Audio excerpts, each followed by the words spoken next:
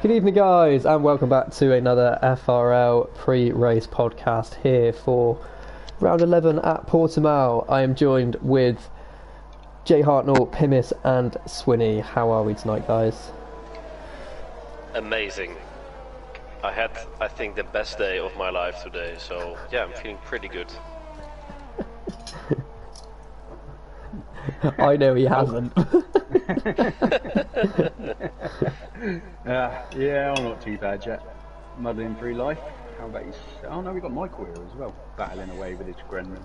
He is here and he's got his head halfway in a PC tower trying to figure out how to sort it out so we can get back to normal streaming services sometime soon, but not having much luck. So yeah, sorry once again I haven't got my normal graphics and we'll go back to a good old fashioned way of Bowie at the helm and sorting out, so thank you very much for that. Other than that, very well, very busy. I've had to move in with my mum's this weekend because I'm selling my flat and my perch hasn't been sorted out, so it has been manic. And I'm also nervous as hell because my football team are in the playoffs and Jesus Christ, it is a stressing week thinking about that. Bowie, how about you? And how did your football team get on at the weekend? My football team got promoted by winning 7-0 on the final game of the season. But do you want to know the best part about that entire day? No. I drove to the game and then realised that I needed a new tyre on my car because it was like close to puncturing. And I didn't get my car back from the garage until after the game had kicked off, so I couldn't actually watch it. So that was really depressing. But we got promoted. Everyone loves Joey Barton. Congratulations, Bristol Rovers.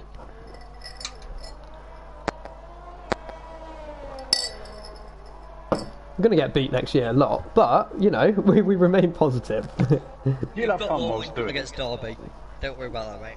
Yeah, we'll beat Derby easily. At least you'll have fun whilst you're losing anyway. Made it Exactly. But we are, we are here for Portimao. I really hate this track. Mm-hmm. Why? I'm just not very good at it. Okay, Like- that's the same for all the other tracks. What's the excuse about this one? You're going to do me like that after Saturday, mate? Okay. But, I don't know. I can't really get a rhythm and I always seem to spin. And crash, like, quite a lot. It's one of those tracks, isn't it? If you get in a rhythm, then you're absolutely fine. If you're not feeling it, you're in trouble, I think. On those tracks. I may have won the race here, which meant I won the TNT title by 1 point, so this track holds a special place in my heart. I will not accept any bad words about it. I also won here in season 1 of Realistic when I reserved in a Red Bull. Okay, flying Red Bull, but still you got to put the car across the finish line. I did that, so yeah, very, very successful circuit for me this. Well, that's a lot of feathers you're just stuck up in your... Huh? Yeah. Absolutely. Can't wait to beat you tonight.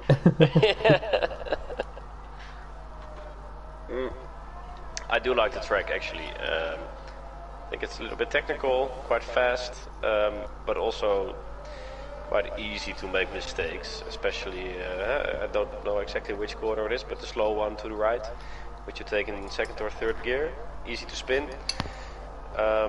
But if you get it right and you're focused and you're in the zone, it's a really nice circuit to drive, I guess.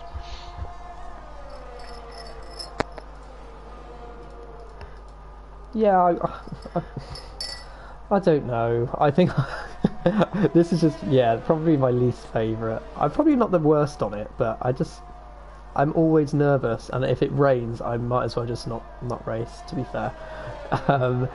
Although I've got to keep Swinney behind me in the championship because he didn't race last week. So speaking of last week, Tier 1. Who wants to go first? It was only me and Pimis that raced last week in Tier 1, wasn't it? It was, yeah, me and Michael were unavailable. Well, I had a perfect race. I managed to became P13, I think. Which in the end, after the incidents, is P12 because I will be put above you, Bowie. Actually, I don't know why exactly, but something with damage and letting you through. But yeah, I don't know. I had a shit race. I started fine. I do like Mexico, but I just binned it again. That's fair enough. Mine was a bit mixed. Best ever quali performance, 19 milliseconds off Kevin. Really, really good, if I do say so myself. And the first part of the race, it was me, him and iLinks battling for second, which was really good fun. And then Kevin retired because he was watching the football, which is the best DNF I've ever seen in my life. And it just kind of got a bit annoying. Like, I kept getting overtaken in the first sector, and then the person that overtook me would then like bin it, so I'd then be like out of DRS from the train. And then I was all out of DRS, so decided to try and floor it out of the final corner. And I span into the pit lane, and I lost my front wing. And the game reset me to track on the start-finish line, so I had to do a full lap with no wing, which was terrible. So I finished 13th. It'll win the points though, isn't it?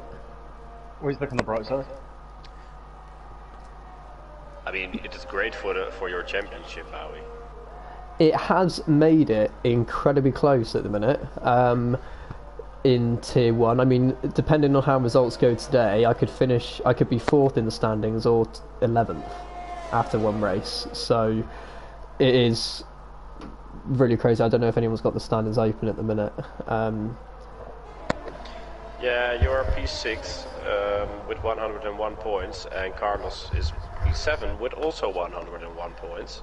And we have Kevin Big Balls on P5 with 106. And below and above that, it's also still quite close. So you'll have everything to fight for, especially on one of your favorite tracks, like Portimao. Watch me win tonight. Yeah, I'll give that to Swinny, I think. Smart money there, smart. What about tier 2? Who did impress at tier 2 last week, guys? That's a good question. That was a very good question. Let's see, looking at the results. Oh, So, Bruce. About it. Bruce won. Yeah, exactly. That's what I didn't want to blow his trumpet too much. Yes, but just to note as well, Twisted Symmetry with another great performance. Mystery MP4, Scenario 7 not in the top 14. That is meaning the championship's got closer and closer. Gap now in tier 2, just let me pop it up. The gap to the lead in tier 2 is now just, oh no, they're level. How has Scenario bottled that lead? They are level. Oh wow. Twisted Science not out of the question as well. No, Twisted is 48 points back, so not impossible. So yeah, we're getting a championship fight in tier 2. I am here for it. That was some quick maths from you there. I'm an accountant, mate. It helps. Yeah, I just figured that out.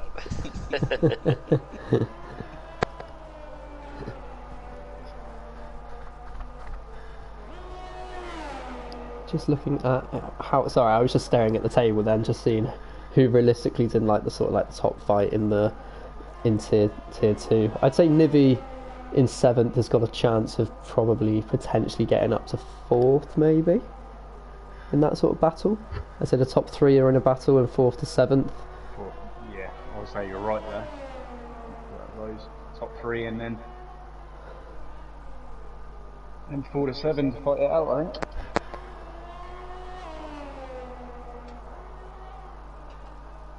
No, I definitely would agree with myself there. But yeah, tonight, Portimao. Tier 1 or tier 2? Who wants to go first for the predictions? Go on, Pimis. Yeah, considering he hasn't been here for a while. Yeah. Take it away. Tier I 2 have to first. do it. Alright. Let me have a look. I think we have a lot of guys not racing tonight. I mean, Dixon is not here, Crossfire will not be here. But of course we do have a few.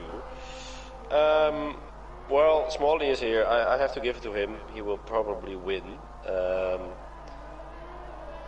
I think Lynx will get P2, Kevin P3, and I will give my wild card to Swinny because he's very lucky on this track. He has been very lucky on this track. Lucky, wash your mouth out. No, I mean that in a good way. I mean, you're very successful on this track, let me put it in that way. Because of luck. No, I'm joking. Is that better for you? Acceptable, yes. Acceptable, yes. Oh my god. Right, since he's piling the pressure on me, I'm going to go next. I think it will be the really fast reserve of OTL Alien in P1, Smalley in P2, and Kevin in P3 if he doesn't wash up like he has been recently. And then my wild card, apologies. I need to quickly figure out a wild card. I'll give my wild card to Ace Inferno, who's also reserving tonight. Okay, I'll go next then. Right, I'm going to go with Ricky's racing tonight, isn't he? Yes, he is. Right, I'm going to go with Ricky in P1, with OTL Alien in P2, and Ace Inferno P3, with wild card being Kevin.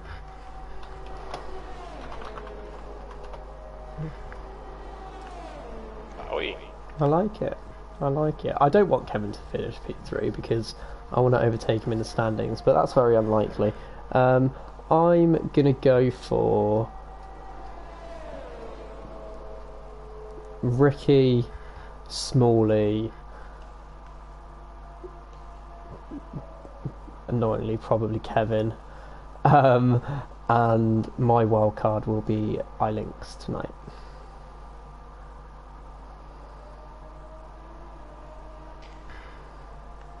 Yeah, I must admit, iLinks is coming off a few good results, isn't he, over the last few weeks?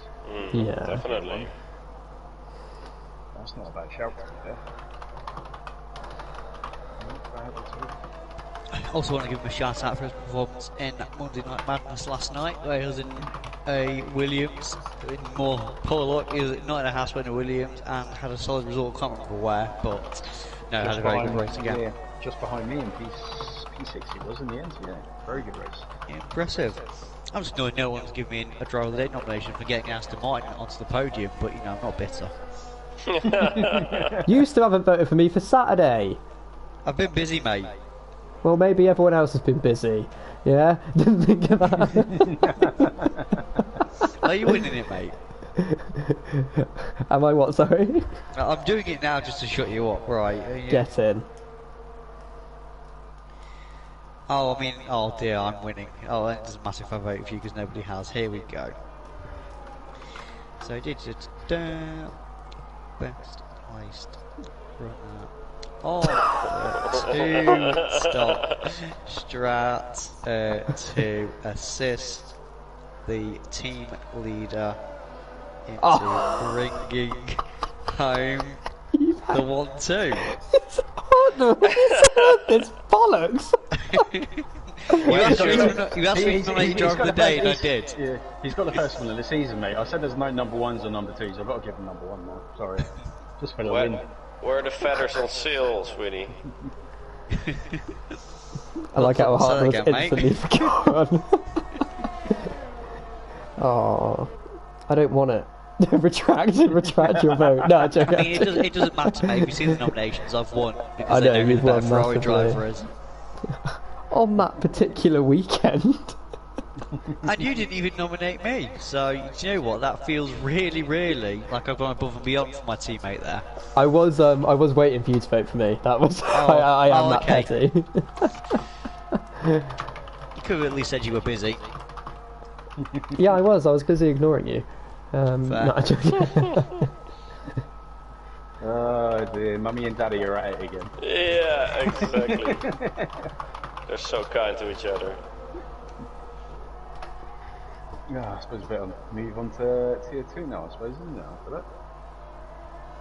Yes. Alright, I'll lead off with tier 2 then, being the defending as well. Should have been defending champ. Right, I'm going to go with... Yeah, go with scenario. I reckon you'll bring it back for this one. Autumn out, so I'm going to go with scenario for the win. Okay. P2, Twisted Symmetry. And for P3, it's a toss-up. It's a toss-up. Nivy or Mystery. Mystery P3 and Nivy for the World Cup. Okay. What about you, Pimus? Yeah, that's a good one. I'll give it to Mystery P1.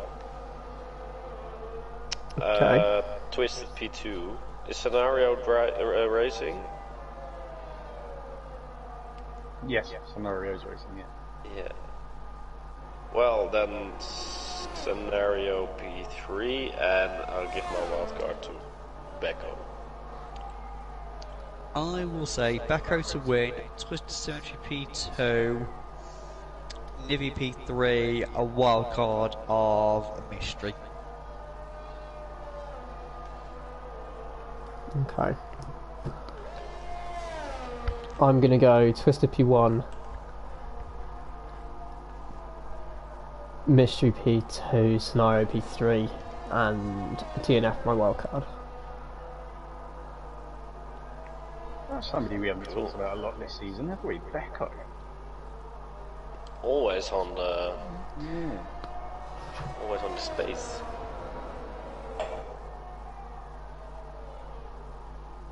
A very consistent outsider, I guess.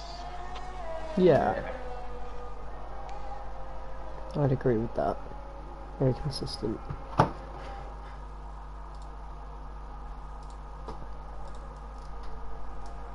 Oh, just a nice little spin from Nivy there. I do apologise. I'm not used to having to control everything now. I keep going off of people. Hartnell, here we go. In the Haas, that is a shock. You know, as we were, me and Michael were saying last night, it's actually going to be in the rules for the next game. So if I'm put in a Haas, I must have the Kevin Magnussen seat. Nice. It will be I in like the it. bylaws. I have to have it. Yeah, just to confirm, it is going in the rules, and also on top of that, if you do accidentally pick Kevin Magnussen and then refuse to change, he will be getting 6 penalty points, which will be over a third of the way to getting kicked out of the league. So, guys, just don't do it, please. Yeah, and booted from that lobby. Well, I suppose speaking of that, I suppose we'd better speak about Miami, I suppose, haven't we, considering it was... Yeah, I mean, I hated pretty much all of it. Why? I thought it was alright. Like, not okay. I didn't hate pretty much all of it. I just thought it was too glitz and glam. It was too fake. It was too. Oh, the interviews after the race were embarrassing. The podium was embarrassing. The walk to the podium, the escort on the back of a little Jeep was just embarrassing. Getting fired by, like, shot with Spider-Man web at the end when you're trying to shake your champagne everywhere. It was. I just thought it was awful. Or is it just me? Yeah. I'm going to say something in defence of Miami, and purely about the race itself, because I think I agree with you that all of the Americanisation of the stuff off the track was OTT, not my kind of thing at all. However, when you looked at the stat for the amount of overtakes that were actually made on that track, it was the second highest number of overtakes all season after Bahrain. I think people were let down by the TV directorship of it Yeah. in a big way. So, too many crowd shots, it's just too many focusing on the wrong battle when you can see on the timing ladder there's so many battles going on, so many position swaps. Like, we saw pretty much none live of the Lewis v George battle, which I think the way this is going is a really fascinating battle to watch, battle on track, yet we saw hardly any of it. Yeah. Didn't see Mick Schumacher and Vettel's crash live. It took us a long time to figure out what had happened. There was so many instances where you'd see guys falling down the grid and you go, what the hell's happening there? I think the only thing that they caught live properly was Lando and Gasly's crash, because even when Verstappen passed for the lead, you had Ted talking over Crofty, asking what was happening in P14. It just seemed, the TV direction just seemed an absolute mess. Yeah, it really wasn't good in that sense.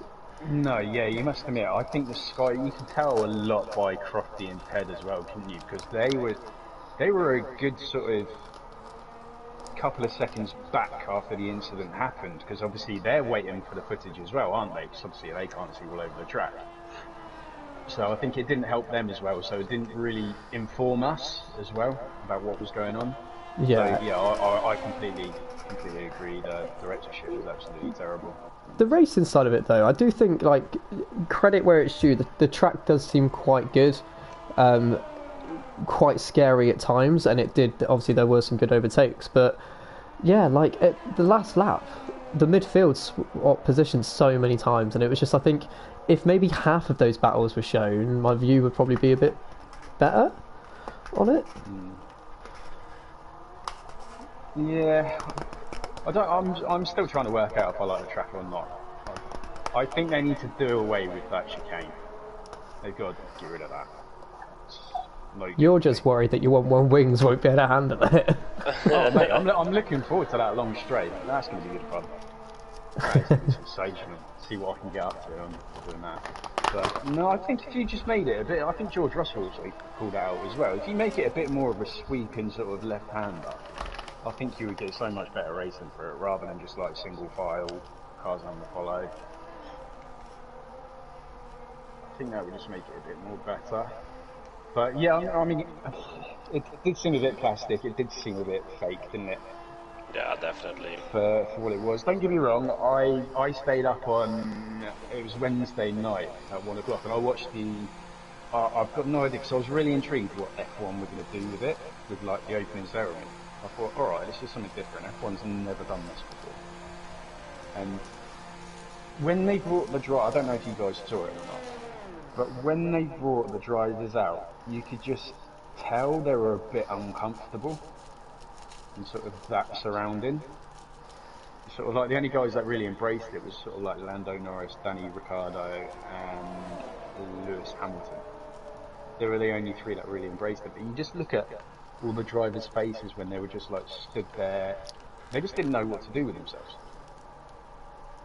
Obviously, they've never been in that position. They're just used to giving interviews and then just buggering off, basically, aren't they? Yeah, definitely. Who was at fault for the Mick Vettel incident? Vettel, for me. Really? Mhm. I'm a bit torn. I think both drivers are partly to blame. Is the easy way to, is like the get out of jail card, but I do think that's the case because fairly risky move from Mick. You saw from when Perez and Sainz, or when Perez went for the move on Sainz, how easy it is to just overshoot the corner because of lack of grip when you're off the racing line. But at the same time, Mick's rear axles were in front of Mick's front axles were in front of Vettel's rear axles, and therefore he's entitled to space. Yep, and I also, think. Sorry, go on. Mick's also going for the apex, isn't he? So Mick's got that line. Yeah, so I think I'd say if there's an argument that Mick was never going to make the corner, you can lay the blame on Mick. Yeah, I think Mick was always going to make the corner, and the way that Vettel's car violently moves is clearly he's turned across and not just not read that that's coming. Yeah, that's what I think. I tend to say it's more of a sort of like 2/3 Vettel, 1/3 Mick is how I've kind of settled on it. But also, I think another reason for it is because where the two guys, they're really close, aren't they? They sort of like got that father-son sort of relationship going on. And I don't think Mick was going to expect Seb to turn in on him. I think Mick possibly thought, oh, Seb knows I'm coming, he's going to give me all the room in the world. And I think Vettel also was in that same thing, going, oh yeah, it's Mick, there's no way he's going to make a lunge. Yeah. Just because of that relationship between them. So I think that also had something to do with it as well. Do you think it will affect their relationship? No. Not a chance. I'd be very, very, very surprised if it does. Yeah. I can see it. As soon as Sebastian Vettel retires, he will go on to be some kind of advisor, some kind of management to Mick Schumacher. Yeah. I reckon. Yeah, definitely. Going forward, I'll be surprised if he's not mounted for it, but that's kind of the way that I can see it going. Sort of like Mark Webber is the Oscar Piastri. Sort of along that line. Yeah, that was my exact thinking, 100%. Yeah, I'd agree with that. What would you say on the Lando Gadsby? All on Gasly. The way you hear him go, oops, on the radio, means that's a big giveaway that, oh crap. Oh crap, I'm seriously telling you, my car's broken to see there was another car alongside me, sorry. That radio communication just said it all, didn't it? There's nothing else. I thought it was surprising that Lando was so relaxed with it. He didn't yell. She's like, oh guys, I'm out. I think that's down to what position he was in. Yeah, I think he was probably a bit disappointed that after getting a podium last time out, McLaren were back at sort of the back end of the midfield running on a really poor strategy. So, you know, if he's in P5, he's fuming because it was for P12. You can't get as annoyed. It's just unfortunate, wasn't it? He was in that train that was directly behind Lance Stroll, wasn't it? With Magnussen, Schumacher, Vettel, Norris, I think Tsunoda was in there somewhere as well. They were just stuck in that train behind Stroll and they couldn't really do anything, could they? So, yeah, and plus Norris had a slow pit stop as well, didn't he? So, yeah, that cost him a lot. I think if he had had a normal pit stop, and McLaren have been having the fastest pit stops out of the entire grid, if they'd have had a McLaren-esque pit stop, he'd have come out ahead of that train and not had to worry. Yeah, exactly. So, it's unfortunate, but yeah, I don't think it will cost them. Well, it'll cost McLaren, it's obviously the cost cap and stuff. That'll be a fair thing to get that car put back together again. But in terms of points, I don't think they've lost anything. I don't think they've gained anything. So I think it's a big deal for Lando. Albon gaining 2 points, so at 9th. Yeah. I would say it's lucky, but if you get to the end of the races, these things happen, don't they? So they do indeed. But also, you got to say, naughty boy, Mr. Fernando Alonso. You naughty man. Not just one, but twice he got caught. It's very, very Fernando to try and take it to the edge like that, but yeah, it didn't pay off for him, and now everyone's going to be dyeing their hair red. Exactly, yeah. I'm looking forward to seeing Jos Capita with red hair. That should be good fun. It comes across as the sort of team principal that would be up for doing it as well. It would as well, yeah. I had a really funny story. I can't remember where I heard it. Probably you guys heard it as well, about Jos Capita and his number 2 at Williams when they first took over at Williams. They were in a bedsit because obviously they'd just been given this Williams job, and pretty much every night all they done was drink 4 bottles of wine, looking at drawings of this car, trying to get their head around it because they had no idea how it worked. Because obviously they came from sort of like sports cars and stuff like that. And it was one night, Jos Capita, completely and utterly drunk as a skunk, finally just got it in his head, it just clicked how this car worked. And so he's of it, I think he's Italian, isn't he? Is he French or Italian? I thought it was German, if I'm honest. Wow. I thought that was my crack. Never mind. But, yeah, all of a sudden it suddenly clicked. My bump's not that big. Yeah, and it clicked and... I just got that. And yeah, just all of a sudden he clicked, and obviously I think what with Jenson Button being there as well, I think having an ex-driver being in there, I think it's really helped sort of Albon along. But isn't there talk that Latifi potentially being dropped halfway through the season? Being what? There was a strange rumour going around after Imola that apparently there was going to be a very random driver. Yeah. But they never revealed who. And they said one you could understand, but the driver going the other way around you wouldn't understand. But they never said who or what it was going to be. It made no sense. And it wasn't dropping one and a reserve coming in. There was 2 current drivers who apparently going to swap seats. But then there was talk of it being Alonso and Vettel. Alonso going to Aston Martin and Vettel going to Alpine. Vettel going to Williams. That's what I heard. Really? Vettel to Williams. Vettel would go to Williams, Aston, and then Oscar Piastri would go up into that Alpine team. But why would Vettel do that? I mean, what I mean, would bring him? the Williams is probably better than the Aston at this point. So. Yeah. Oh yeah, exactly. Yeah. Okay, that's true. Now, that makes more sense because, fine, Vettel going to Williams is a bit weird, but then you end up with Latifi going to Aston and then you just get a full Canadian team. Yeah. But saying that, would you want Latifi in a team knowing how many crashes that he has? I don't think I would. I'm sure Savina promised to cover the costs and get their way around it. You got Lance Stroll, then you would have Latifi. Oh god.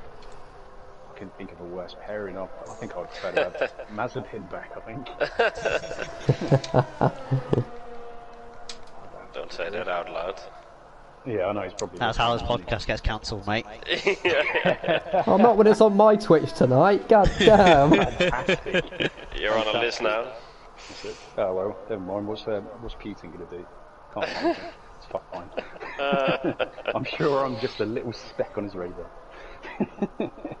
Yeah. No, yeah, there's been some proper weird rumours going around there. Proper weird. Well, but when did they expect it to happen? Like after the summer, or? Good question. They didn't say timeline of when it was going to occur, but yeah, that was the rumour flying. I can only assume it'd be similar with Albon and Gasly, sort of just before Spa. I'm not too sure if that'll be... Well, when it would happen was to still get the 4-week break built into the calendar, but everything else about it just kind of doesn't make sense. Yeah, I don't know. To be honest, I wouldn't be at all surprised if it just stayed exactly the same. Correct. Get everyone talking. Yeah, but that makes me sad. Maybe it will be an American driver, because that's the missing link for Formula 1, right? It is. So they can make 20 additional seasons of Drive to Survive. But did you guys hear Mario Andretti during a practice session? He was live with Martin Croft in the commentary booth. I don't know if you guys heard this. Oh yes, I did see that. He's kind of agreed with Zach Brown that Austin is going to do a race in like a sort of a car that's a few years old. No, there was another thing. It was during a practice session. Andretti Motorsport will be on the grid in 2024. Wow. Oh, that's very... But will we have an extra additional team then? Potentially. He didn't say whether it will be an additional team. He didn't say whether it would be a buyout of another team. But also, in 2026... Sorry, in 2026 we will have 2 more.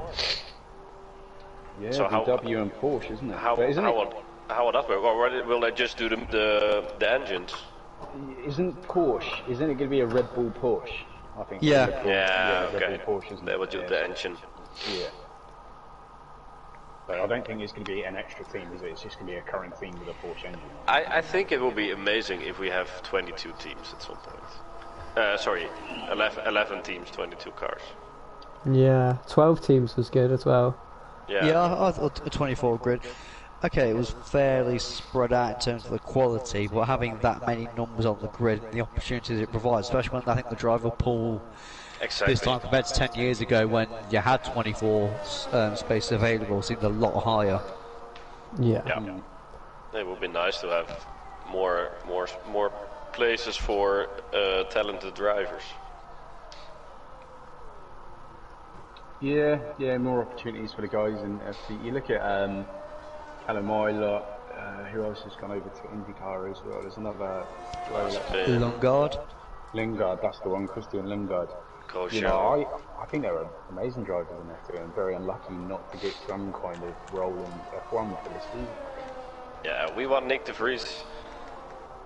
Doing very well in Formula E, isn't he? Yeah, exactly. And then Hülkenberg can come back. Yeah. I want to see Colton Herta in an F1 car. I want to see what he can do. I do as well, actually, yeah. I think he'll be absolutely lightning quick. In an F1 car. So I hope he gets the opportunity. Hope so. I hope he gets the opportunity at some point. I mean, and give it a good old go. Obviously, he won't be as quick as us boys. No, not a chance. Not a chance. We're absolute pros at this now. Don't see us spinning or anything.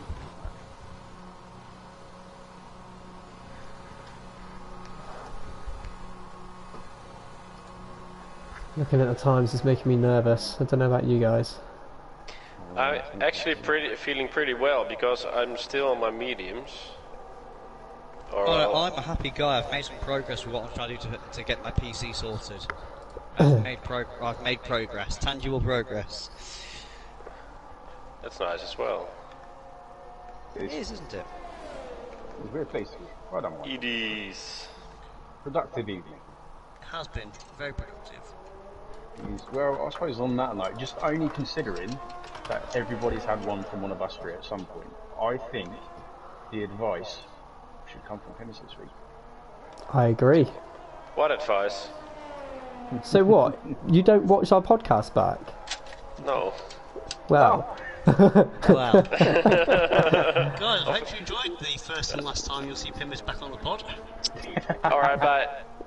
So, you are ending the podcast, Pimis. You have to end by giving us either a fact or a bit of advice?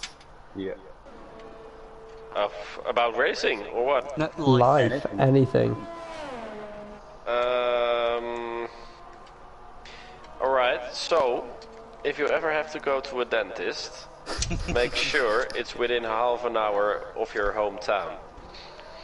Instead of 1.5, because if you experience that, you will have the most shitty day of your life. My name is Pim Jenkins. Thank you very much, and see you next week. Something like that? Perfect.